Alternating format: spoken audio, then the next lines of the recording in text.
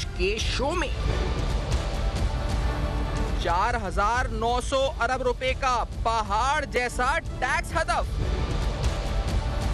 गर्दिशी कर्जा 1200 अरब से बढ़कर 2000 अरब तक जा पहुंचा, पब्लिक सेक्टर एंटरप्राइजेस मजमूई खसारा 2800 अरब रुपए, पब्लिक सेक्टर एंटरप्राइजेस कौमी खजाने पर 1800 अरब रुपए का बोझ, तब्दीली सरकार का मंशूर, इदारा जाती इस्लाहात।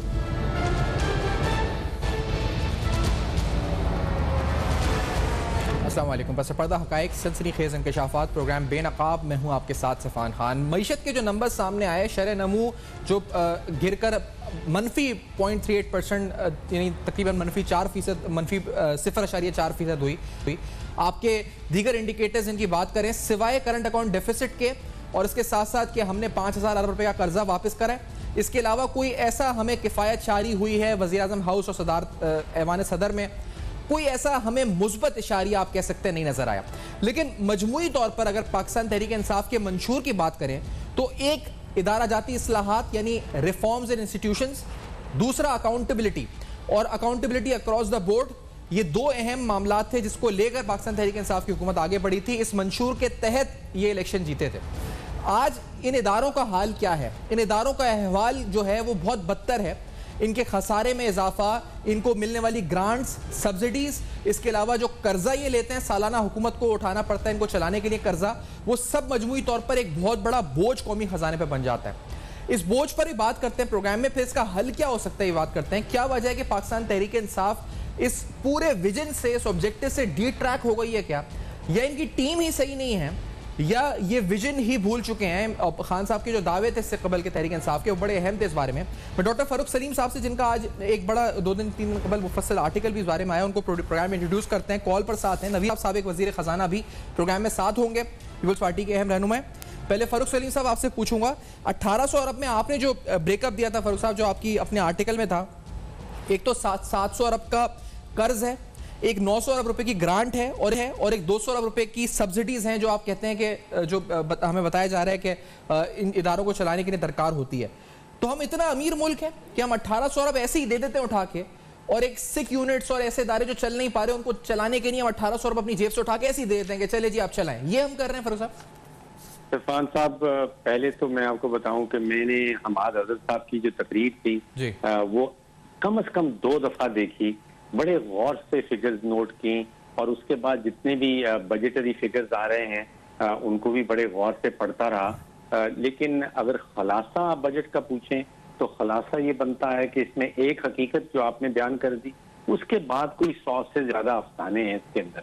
हकीकत सिर्फ करंट अकाउंट डेफिसिट वाली है कि वाकई में जब PMLN की हुकूमत जा रही थी तो वो 20 अरब डॉलर का खसारा कर रहे थे, जो PTI के विरसे में हुक्मा मिला उनको, और वो गिर के अब 3 अरब पे पहुंच गया है। ये वाकई में बहुत बड़ा क्रेडिट है। इसके अलावा आप कोई भी फिगर देख लें, वो सब के सब अफसाने हैं, कहानियां हैं। उनकी जमीनी हकीकत जो है वो जमीनी हकीकत से बहुत ही दूर है।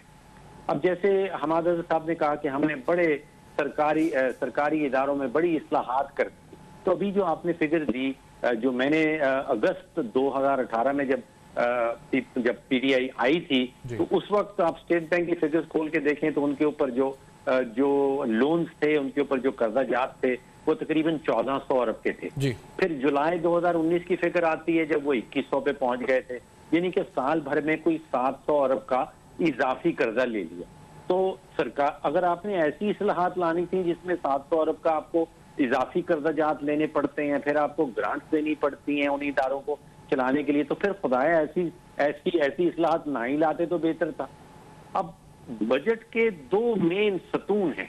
एक तो आपका आमदन का तखमीना, आपका एस्टिमेट ऑफ रेवेन्यूज, और दूसरा आपका एस्टिमेट GDP ग्रोथ का, कि आपकी मईशत किस रफ्तार से बढ़ेगी। आप इन दोनों सतूनों को देख लें, ये प्योरली अफसाने हैं।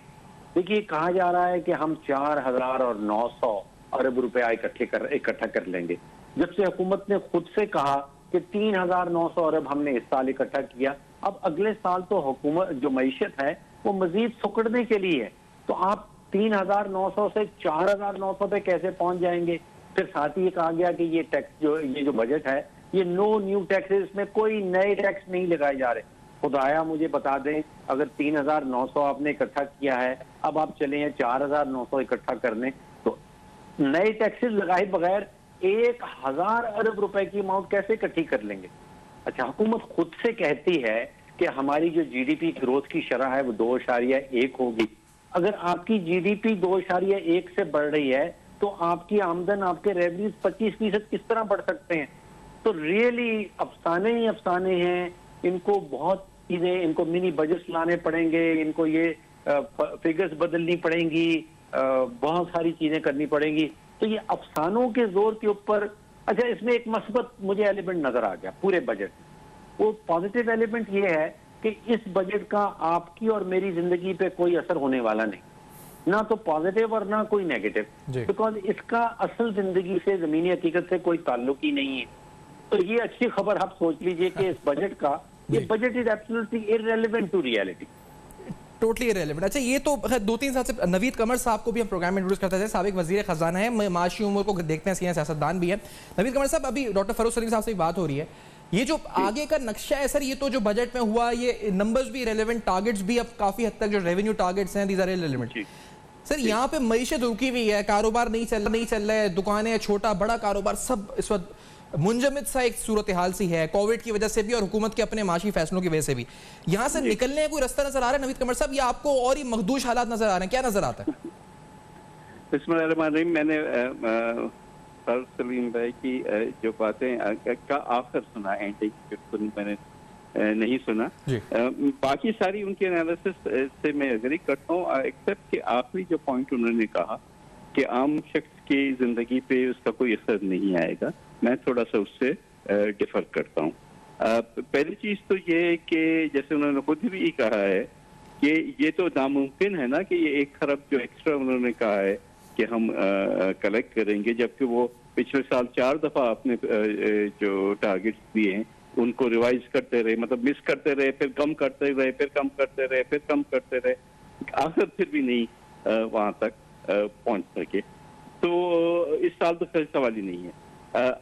तो भाई फिर क्या करेंगे? 2 रास्ते हैं ना, या आप फिर 1-2 महीने के बाद टैक्स लगा दें ताकि ये नो न्यू टैक्सेस वाला जो इनका वो है बात, वो सारी ऐसी एक फ्रॉडुलेंट बात लगती है, या फिर वो फर्दर बोरिंग करेंगे। तीसरा तो कोई रास्ता नहीं होता ना।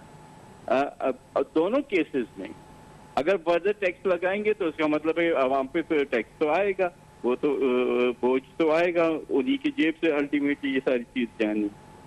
और अगर वो कर्जा लेके इसको फिल करेंगे गैप को, तो फिर वो कर्जा भी आकर आवाम की जेबों से अल्टीमेटली तो जाना है लॉन्गर टर्म में, लेकिन शॉर्टर टर्म में भी उसकी जो डेट सर्विसिंग होती है वगैरह वगैरह वो बजट से निकलती है, मतलब आवाम के और प्रोग्राम्स को वो क्राउड आउट करती है।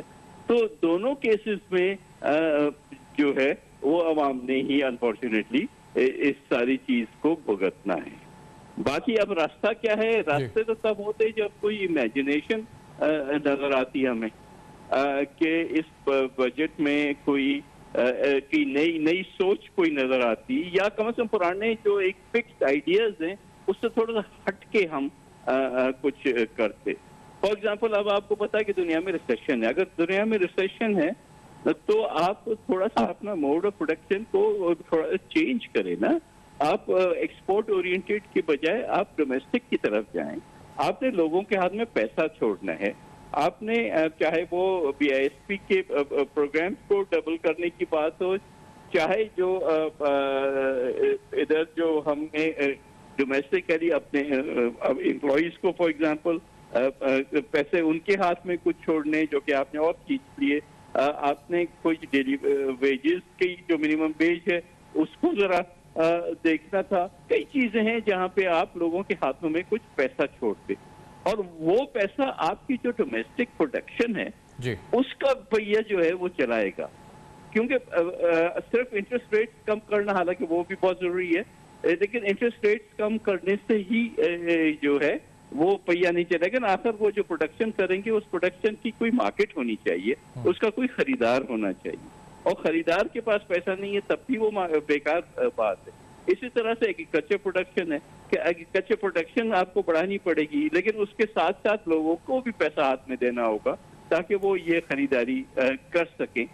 तो अल्टीमेटली वहां से आपकी थोड़ी बहुत जो ग्रोथ है लिमिटेड ही सही वो आपकी आएगी। ये जो इस वक्त आपने चीजें बताई हैं एज इट इज, आपके हालात बहुत खराब थे बिफोर कोविड। पोस्ट कोविड तो बहुत ही ज्यादा और खराब होने। अब अगर आपके अपने आदाद-ओ-शुमार को देखा जाए तो आप कह रहे हैं सितंबर तक तो ये हालात और खराब होते जाएंगे, तो आप प्रोडक्शन कहां से बढ़ाएंगे? आप उसकी वजह से उसका रेवेन्यू जनरेशन। एक चीज आपने कहा कि ऐसा होगा कि मिनी बजट और नए टैक्सेस आ जाएंगे। अच्छा, दूसरा रास्ता ये है कि तो भाई वो भी तो आखिर उन्हीं लोगों के ऊपर बोझ पड़ेगा जो पड़ेगा। अच्छा, दूसरा रास्ता ये है कि ये खसारा पूरा करने के यानी अपने बैंकों से कर्जा लेंगे, यानी प्राइवेट जो सेक्टर है उसका क्रेडिट जो है वो सारा क्राउड आउट हो जाएगा, वो सारा पब्लिक सेक्टर उठा लेगा, ये भी रास्ता है। अच्छा, लेकिन नवी साहब ये मुझे बताएं, क्योंकि अभी इन्होंने आने के बाद इन्होंने कई बार आप लोगों पे तनकीद होती थी गवर्नमेंट पे, पीपल्स पार्टी पीएमएलएन की, एक कर्जों पर होती थी कि कर्जे बहुत बढ़ रहे हैं, और दूसरी तनकीद होती थी इदारों के ऊपर कि उनमें इस्लाहात नहीं आ रहे। अब इस्लाहात जो अभी फरूख सलीम साहब ने कॉलम लिखा है, जो हम अभी डिस्कस भी कर रहे थे, कि उसमें 1800 अरब का तो बोझ पड़ रहा है सालाना इन पब्लिक सेक्टर एंटरप्राइजेस का, उनमें कर्जे भी दे रहे हैं, उनको ग्रांट्स भी दे रहे हैं, सब्सिडीज भी दे रहे हैं चलाने के लिए। फिर दूसरी तरफ जो उनका खसारा मजमूई है सालाना, वो भी डबल हो चुका है इनके दौर में। आपका जो इस पर डेट है वो 2000 अरब हो चुका है। तो सर क्या ये इसको नहीं रोका तो कहां जाएगा ये मामला, किधर रुकेगा? देखिए मेरे भाई, अब एसओईज को हम कहते हैं और सबको लंप टुगेदर करते हैं, उसको भी थोड़ा सा हमें ज्यादा क्लोजली देखने की जरूरत है। आप ये देखिए कि ये सारा जो नंबर है एसओईज का, वो सारा का सारा प्राइमरिटी कहां से आ रहा है? ये प्राइमरिटी आपका वापडा कंपनी से आ रहा है, इसलिए कि आपके अभी तक न टैरिफ रैशनलाइजेशन है, न उसके अंदर आपने कोई रिफॉर्म किया है। तो स्टील मिल को बंद कर देना है या एम्प्लॉइज को निकाल देना तो आसान काम है। For that matter even PIA के एम्प्लॉइज को भी निकाल। आपका जो मसला जहां पे है वहां आप कुछ करने को तैयार नहीं है, और वहां जब तक आप रिफॉर्म नहीं लाएंगे तो आपका सेक्युलर डेट भी बढ़ता जाएगा। अब हम समझते हैं ये एक नंबर है, बस ये नंबर नहीं है, आखिर ये इसकी पेमेंट आप ही करते हैं ना, आपके बजट के थ्रू होती है या वन वे और द अदर आपकी जेब से ये निकलता है। सो रिफॉर्म्स वहां लाने की जरूरत है, और वहां आपने और सिर्फ ये टैरिफ बढ़ाने से तो नहीं रिफॉर्म होता ना। आपका कितना पैसा जो है वो इधर उधर चला जाता है। इट्स नॉट थेफ्ट, ये मिनिस्ट्री ऑफ पावर्स की अपने फिगर्स हैं कि थेफ्ट की वजह से सिर्फ 25% जो है वो ये डिफरेंशियल आता है। बाकी सब जो है आपने अपने तरीकेकार जो होता है, चाहे वो ये अपना फ्यूल सरचार्ज जो है उसको आप टाइमली नहीं उसमें ऐड करते टैरिफ में, उसकी वजह से होता है। कुछ और आपके एडमिनिस्ट्रेटिव मेजर्स हैं। तो भाई बोल्ड डिसीजंस की जरूरत है। अगर बोल्ड डिसीजंस नहीं करेंगे तो फिर तो आवाम पे ही ये बोझ जाता रहेगा ना। अच्छा, ये एक मुतालबा फरूख सलीम साहब अभी नून लीग से ख्वाजा आसिफ साहब ने कहा था कि ईसीएल में नाम डाल दिया जाए गवर्नर स्टेट बैंक का, मुशीर खजाना का, डिस्काउंट रेट को इतना बढ़ाया, हॉट मनी फ्लोज उसकी तहकीकात का मुतालबा किया है। वो तो हॉट मनी तो है, we have done details programme on that, आपके साथ भी हमने बात की है। मैं इस पर राय लूंगा नवीद कमर साहब की भी, लेकिन फरूख साहब पहले आप फरमाइएगा कि ये जो हॉट मनी के अलावा नुकसान पहुंचा डिस्काउंट रेट शरह सूद बढ़ाने का, तो उसका तो वाकई में अल्टीमेट गवर्नमेंट को भी नुकसान हुआ, प्राइवेट सेक्टर को भी नुकसान हुआ। क्या आप समझते हैं ये लेजिटिमेट मुतालबा है अपोजिशन का कि तहकीकात हो, बल्कि ईसीएल में नाम भी डाला जाए, इनको जाने ना दिया जाए, परफॉर्मेंस बॉन्ड भरवाए जाए? आपका क्या से है इसके ऊपर फरूख साहब? देखिए, मैं कोई सफान साहब लीगल ओपिनियन तो आपको नहीं दे सकता हूँ, मेरा कानूनी कोई बैकग्राउंड नहीं है, लेकिन on the face of it इन साहिबान ने कोई क्रिमिनल काम नहीं किया है। अच्छा। इंटरेस्ट रेट को नीचे लाना कोई क्रिमिनल काम नहीं, ऊपर लेके जाना कोई कानून के खिलाफ काम नहीं है। कौन सी शिक लगाई जाएगी इनको इनके खिलाफ कानून की या हमारा जो क्रिमिनल प्रोसीजर कोड है उसमें कोई ऐसी शिक नहीं मिल पाएगी जो इन साहिबान के खिलाफ लगाई जा सकती है। तो ये पॉलिटिकल स्टेटमेंट्स हैं, ये सियासी नाराबाजी है, वो जरूर की जाए, लेकिन इसके ऊपर मैं समझता हूँ उन्होंने कोई कानून के खिलाफ जो है वो कोई काम नहीं किए हैं। लेकिन ये इल्जाम जरूर लगाया जा सकता है कि हम आईएमएफ के सामने, उनकी फिगर्स के सामने, उनके प्रेशर के सामने उनको दलाइल नहीं दे पाते हैं, जो डॉटेड लाइन वो हमें लिख के देते हैं, हम उसके सामने उसके ऊपर जो है वो साइन कर देते हैं। देखिए ये स्टेज अब ऐसी आ रही है कि other than reform, other than इस्लाहात और बड़ी गहरी इस्लाहात, जैसे आपने प्रोग्राम के शुरू में कहा कि आप अंदाजा कीजिए कि अगर आप 1800 अरब का बोझ डाल रहे हैं, खसारा कर रहे हैं अपनी पब्लिक सेक्टर एंटरप्राइजेज में, और इसके अलावा जो सर्कुलर डेट है वो सिफान साहब इसके अंदर शामिल नहीं है, वो बजट में कहीं दिखाई ही नहीं देता, क्योंकि उसके लिए हमने एक और पेपर कंपनी सी बना रखी है जिसको कहते हैं power sector, power holdings limited. वहां पे कोई 2000 अरब का कर्जा हमने पार्क कर रखा है जो हमारी बजट की स्टेटमेंट में आपके सामने नहीं आता। हम बाजार से 200 अरब के कर्जाजात बैंकों से उठाते हैं और वो बगैर ऑडिट किए हुए जो है वो आईपीपीज को, जो इंडिपेंडेंट पावर प्रोड्यूसर्स हैं, उनको वापस चले जाते हैं। एक और चीज जो बजट में नजर नहीं आती वो है तकरीबन $2 अरब की गैस की चोरी। तो वो जो आप कह रहे थे कि इतना अमीर मुल्क है कि 1800 अरब तो ये Pakistan steel, PIA, Pakistan railways ऐसी कंपनीज में डबो देते हैं, साल के हिसाब से 1000 अरब रुपया जो है वो बिजली के सेक्टर में हम पार्क कर देते हैं वो पावर होल्डिंग कंपनी में, और कोई $2 अरब की गैस, उसको हम नाम दे देते हैं UFG, अनअकाउंटेड फॉर गैस। तो अब आप सोचिए कि अगर ये इसमें आधी चोरी वापस कर दें तो फिर ये जो टैक्स की हम रोड लगाते हैं कि पाकिस्तानी टैक्स नहीं देते, टैक्स लेने की जरूरत ही नहीं पड़ेगी। सही। बड़ी अहम बात है, लेकिन मैं एक ब्रेक की तरफ में बढ़ना है तो इसको हम बात को कंटिन्यू करते हैं। नवीद कमर साहब से, फरूख सलीम साहब, अहम इस वक्त नुकता उन्होंने उठाया है कि हम एक तरफ तो हम कह रहे हैं कि हमारे पास पैसा नहीं है, टैक्स ज़्यादा नहीं देते, आवाम टैक्स नहीं दे रही, पाकिस्तानी आवाम जो टैक्स चोर है, और दूसरी तरफ कितने अरबों रुपए, कितने 100 अरब रुपए, बल्कि हज़ारों अरब रुपए हम इस तरह से फेंक रहे हैं और इसके बारे में कोई अकाउंट फॉर है ही नहीं, कोई अकाउंटेबिलिटी नहीं है। इस ब्रेक के बाद ये सवाल उठाते हैं हमारे साथ।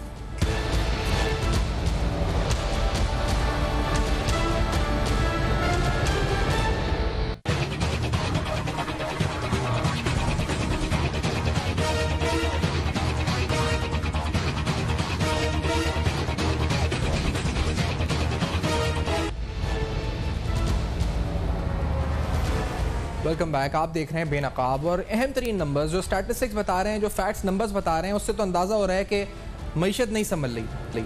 करंट अकाउंट डेफिसिट के अलावा यह कि जी हमने 5000 अरब कर्जा अदा कर दिया, इसके अलावा कोई भी एक चीज़ ऐसी नज़र नहीं आती जिस पर हम कह सकें कि हाँ ये हुकूमत कुछ कर रही है मईशत के मैदान में। या तो संभल नहीं रहा, या संभालने वाले सही नहीं है, या उनका कोई विजन नहीं है, सब कुछ समझ में नहीं आ रहा इस पर। मुल्की कर्जा 43,000 अरब रुपये, 30,000 अरब था जब नून लीग पे तनकीद होती थी कि पीपल्स पार्टी और नून लीग ने बढ़ा दिया, अब 43,000 अरब रुपये हो गया। जो मजमुई आपका सर्कुलर डेट है, गर्दिशी कर्जा 1200 अरब से बढ़कर 2000 अरब रुपए तक हो गया। पब्लिक सेक्टर जो इंटरप्राइजेज हैं उनका मजमुई खसारा 2800 अरब हो गया, उनका मजमुई बोझ 1800 अरब हो गया, जिसके अंदर ग्रांट, सब्सिडीज और सब चीज़ें शामिल। शरह नमू गिरकर मनफी 0.4% हो गई। ये सब कुछ हो रहा है आखिरकार। ये मईशत के हवाले से जो इकदाम उठा रहे हैं वो इनके लिए काफ़ी भी हैं इन चीज़ों को एड्रेस करने के लिए, नहीं ये अहम सवाल हम उठा रहे हैं। मैं फरूख सलीम साहब और नवीद कमर साहब जो प्रोग्राम में साथ मौजूद हैं, आपको फिर इंट्रोड्यूस कराते हुए पहले आपसे सवाल पूछते हुए फिर फरूख सलीम साहब के सर मैंने पूछा था कि वो नाम डाल दिया जाए ECL में। फरूख साहब ने सही कहा जी, पॉलिटिकल स्टेटमेंट ज़्यादा है और ये कोई क्रिमिनल एक्ट नहीं है डिस्काउंट रेट आगे या नीचे या ऊपर करना। लेकिन आपका इसका इकोनॉमिक इम्पैक्ट आप कैसे देखते हैं नवीद कमर साहब? कितना नुकसान इसका हुआ जो खमियाजा हुकूमत और पब्लिक सेक्टर सबको हुआ, ये जो डिस्काउंट रेट के साथ इन लोगों ने किया? देखिए, पहली चीज तो ये, मैं तो खैर उस बात से तो डेफिनेटली एग्री करता हूँ कि डायरेक्टली तो कोई क्रिमिनल नहीं कोर्ट लगता, सो उस लिहाज, लेकिन नुकसान डेफिनेटली हुआ है। ये एक गलत पॉलिसी थी हमारे नस्ल में। आपने इंटरेस्ट रेट्स को सडनली इतना हाई कर दिया कि आपकी पूरी की पूरी जो इकोनॉमी थी, पर्टिकुलरली आपकी मैन्युफैक्चरिंग सेक्टर और इवन सर्विसेज सेक्टर, वो बिल्कुल ही स्लो डाउन करके नेगेटिव में ग्रोथ में चले गए। मतलब ये है कि कारखाने वाले को पैसा नहीं मिलता था कि वो अपना कारखाना चलाए, कोई रॉ मटेरियल खरीदे, कोई उसमें और फर्दर काम करे, अपने मजदूरों को भी तनख्वाहें दे, तो कारखाने जाहिर है बंद होने थे इस सिचुएशन में। तो बंद हुए तो हमारी अनएम्प्लॉयमेंट जो है वो आसमान पे चली गई। 10 लाख का एक तखमीना था आज से 6 महीने पहले। एवरीथिंग इज प्री कोविड, मतलब उससे जो कोविड का इम्पैक्ट आया है वो उसके बाद सोने पे सुहागा उसके ऊपर आया है। और उसकी वजह से आपकी जो आपकी डेट सर्विसिंग है वो भी बढ़ गई। आपके अपने बजट के अंदर जो गुंजाइश थी चीजें करने की वो उस हद तक सुकड़ गई। तो नुकसान तो जाहिर है at the end of the day unfortunately आवाम का ही होता है ना। तो मैं तो कहूँगा कि ये इनको तारीख में याद किया जाएगा जिन लफ्जों से वो आप कुछ समझ सकते हैं। और सर ये फिर ईसीएल में डालने का मुतालबा, इस पर आपका क्या है? Do you also agree with this कि ऐसा होना चाहिए, परफॉर्मेंस बॉन्ड साइन करवा के ईसीएल में डाल दिया जाए? Do you agree with this? नहीं, मेरा ख्याल है कि हम उस एक्सट्रीम पे ना जाएं। ये तो वतीरा हमारे वजीर आजम साहब का है कि हर चीज पे कहो कि इन्वेस्टिगेशन करो, नैब करे, ये करे, पकड़ो दकड़ो। ये इस चीज से आपकी गवर्नेंस नहीं चलती।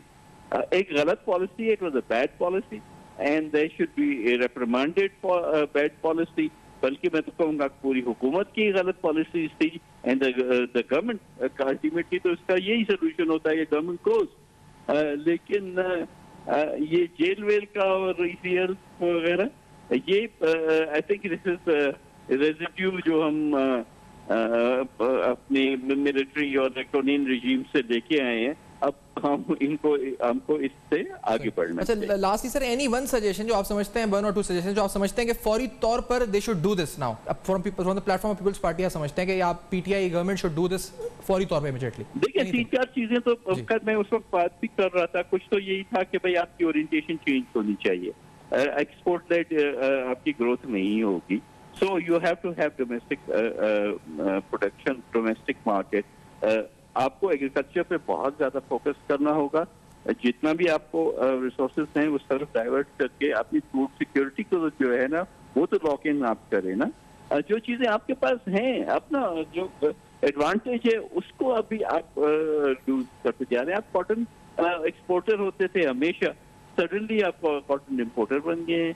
अब वीट को भी आप एक्सपोर्टर की वजह आप वीट इम्पोर्टर बन रहे हैं। तो फॉर गॉड से कि हम किस डायरेक्शन में इस मुल्क को लेके जा रहे हैं।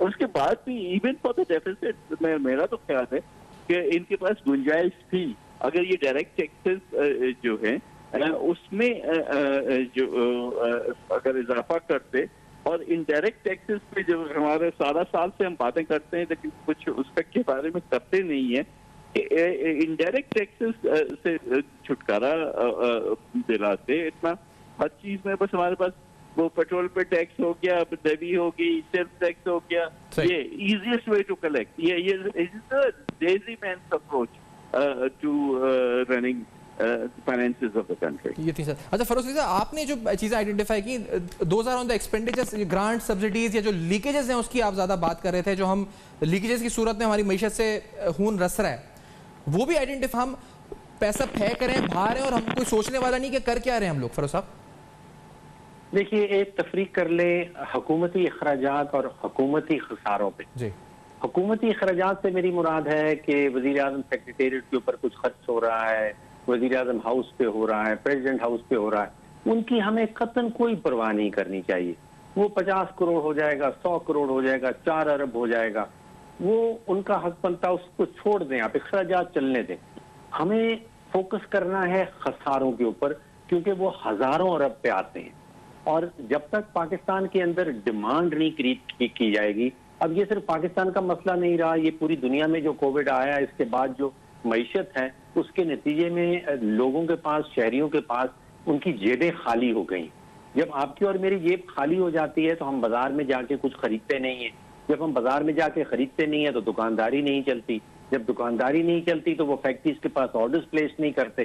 तो एक सारा साइकिल चल रहा है। अब डिमांड बढ़ानी है किसी तरीके से 22 करोड़ पाकिस्तानियों की जेब में पैसा होना चाहिए ताकि वो बाजार में जाके चीजें खरीदें, ताकि वो दुकानदारी चले, ताकि पाकिस्तान की फैक्ट्री चलना शुरू हो जाए। अब 3 या 4 सोर्सेज आप समझ लीजिए डिमांड बढ़ाने की जो इकोनॉमिक्स में कहा जाता है। एक तो ये कि प्राइवेट इन्वेस्टमेंट कर दें लोग। अब प्राइवेट इन्वेस्टमेंट होने नहीं वाली, न सिर्फ पाकिस्तान में, दुनिया भर में नहीं होने वाली। दूसरा ये हो सकता है कि हम एक्सपोर्ट्स बढ़ा दें। अब एक्सपोर्ट्स कैसे बढ़ा दें, उनकी डिमांड दुनिया के बाहर ही बहुत कम रही है। कोई फॉरेन डायरेक्ट इन्वेस्टमेंट आ जाए, कोई इन्वेस्टमेंट करने वाला भी नहीं है। तो 4 तरीकों में से जो एक तरीका बचा है वो है गवर्नमेंट इन्वेस्टमेंट, यानी कि हुकूमत खुद से पैसा फेंके मईशत के अंदर। जाहिर बात है उसको कर्जा जाद उठाने पड़ेंगे, लेकिन गवर्नमेंट इंफ्रास्ट्रक्चर के ऊपर इन्वेस्टमेंट करे। जैसे कि ग्रेट डिप्रेशन में जब अमेरिका निकल रहा था, उन्होंने बेतहाशा कर्जा जात लेके और इकोनॉमी के ऊपर पैसा फेंका ताकि लोगों की जेब कुछ भर जाए। एक तो ये करना बड़ा जरूरी होगा, डिमांड क्रिएशन शहरियों के हिसाब से कि उनकी जेब में पैसा जाए। दूसरा ये, अगर आपने फिस्कल स्पेस क्रिएट करनी है तो बेतहाशा फिस्कल स्पेस ऑलरेडी अवेलेबल है। अगर 1800 अरब पब्लिक सेक्टर एंटरप्राइज खा जाती है, उसको आप आधा कर ले। मैं कह रहा हूं भी मुनाफा नहीं आता, उसके नुकसान कर दें। अब मैं देख रहा था कि पब्लिक सेक्टर एंटरप्राइज में तकरीबन 4,25,000 लोग काम कर रहे हैं। अब 4,25,000 लोग अगर काम कर रहे हैं, उनको 30-35 हजार रुपया आप घर बैठे दे दें तो भी हम कोई 150 अरब का नुकसान करते हैं, एज अपोज टू 1800 अरब। तो इसका मतलब ये है कि सिर्फ लोगों की यहाँ पे रोजी नहीं लगी हुई, इसके 150 अरब और 1800 अरब के दरमियान में कोई बहुत बड़ा खांचा हो रहा है।